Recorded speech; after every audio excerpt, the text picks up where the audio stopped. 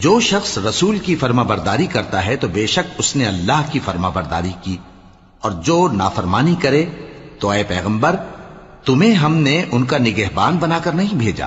اور یہ لوگ منہ سے تو کہتے ہیں کہ آپ کی فرما برداری دل سے منظور ہے، مگر جب تمہارے پاس سے چلے جاتے ہیں تو ان میں سے بعض لوگ رات کو تمہاری باتوں کے خلاف مشورے کرتے ہیں، اور جو مشورے یہ کرتے ہیں اللہ ان کو لکھ لیتا ہے۔ سو ان کا کچھ خیال نہ کرو اور اللہ پر بھروسہ رکھو، اور اللہ ہی کافی کارساز ہے۔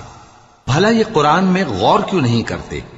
اگر یہ اللہ کے سوا کسی اور کا کلام ہوتا تو اس میں وہ بہت سا اختلاف پاتے، اور جب ان کے پاس امن یا خوف کی کوئی خبر پہنچتی ہے تو اسے مشہور کر دیتی ہیں،